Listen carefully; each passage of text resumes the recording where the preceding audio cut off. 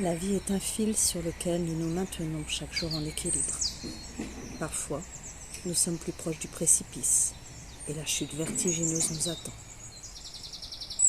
Parfois, le doute nous assaille sur le sens et la pertinence du chemin. Parfois, la confiance et la lumière nous permettent d'avancer avec détermination. C'est dans la nature, en bord de mer, les mains dans la terre et les pieds dans la rosée du matin, que j'ai appris à contempler, à observer, à ressentir.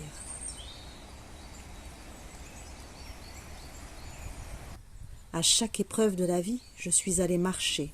Je me suis assise au pied d'un arbre et j'ai pris mon crayon. Ainsi, mes blessures et mes peines ont été transcendées et m'ont enseigné à être dans l'instant présent.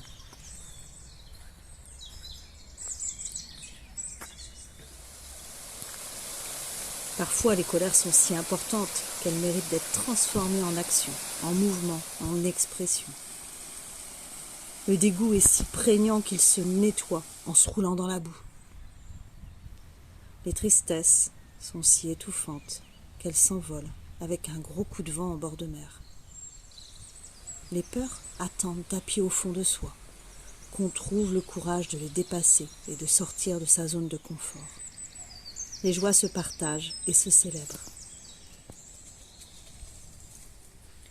Sur le chemin de l'herboristerie, à la rencontre de mes belles amies canadiennes, j'ai trouvé une thérapie. Dans cette toile de tente bleue, près du verger, j'ai suivi la lumière des lucioles pour me guider. Accompagnée par ma foi et la certitude d'être enveloppée d'amour inconditionnel, j'ai osé regarder la cavité noire que protège l'araignée. Et chaque jour, mon attention se porte sur la lumière dans les failles.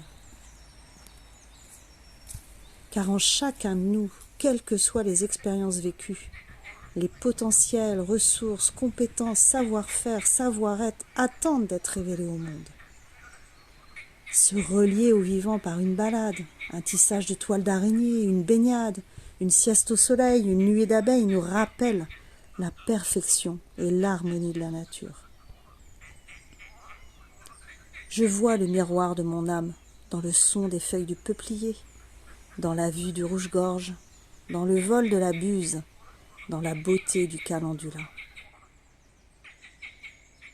Ce livre est une ode à la nature en soi et autour de soi, une plaidoirie pour reconnaître ce qui nous est commun, pour apprendre à chérir et à préserver des liens précieux de paix et d'amour.